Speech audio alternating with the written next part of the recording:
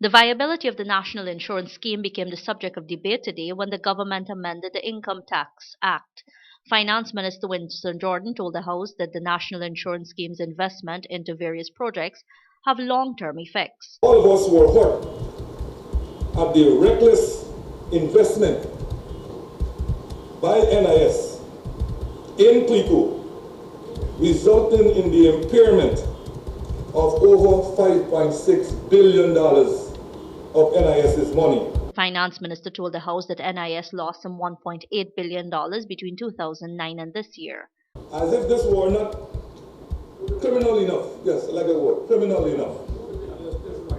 NIS again made another rather suspect investment in the Berbice Bridge, nearly $1 billion, for which they're still to collect income on it. Jordan said that the scheme has now to use its capital to pay benefits to contributors. This cannot continue forever. If you're going to eat into your capital, the base is going to be less, and the income that you can earn on that capital is going to be less. So we will have to move swiftly to look at NIS again, look at the actuarial report that is there that has only been very minimally implemented, and come up with a strategy. It's not going to be easy. Opposition leader Bar Jagdeo called for a debate on clico following the minister's statement. We've seen the calculations done by the Honorable Minister of Finance in the budget, and his statements to the effect that Guyanese will be benefiting from the budget through greater disposable income. But the calculations have been very convenient. The interest subsidy on NIS contribution has been removed.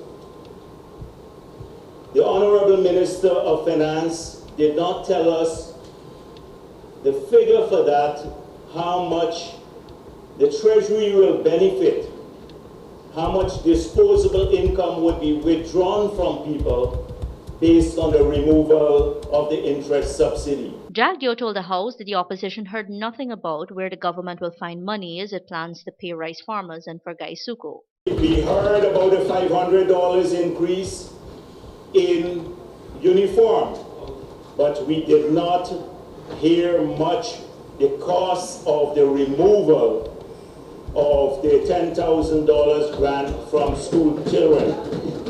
And our calculation is this is close to $1.7 billion. If it came from the consolidated fund in the absence of the budget, he would have committed an illegal act. So if it did not come from the consolidated fund, where did it come from? And if we can't be told where it came from, did Gaisuko actually receive the money?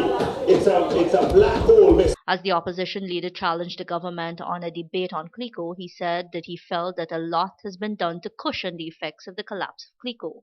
This is the government that is now truncating the revenue stream of the Berbice River Bridge. They said it was a milking cow for friends and family of the PDP, and now we're hearing dividends have not been paid to the investors. But you have to be consistent. Mr. Speaker, I thank you.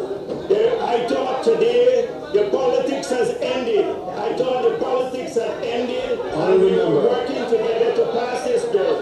But the Honorable Minister of Finance had to score a cheap political points. The collapse of clico and the then government's measures were treated as state secrets. Today, Jagdeo spoke of the sale of clico assets and added that a wharf owned by clico has now been sold for $20 million. For Prime News, Nazima Ragabir.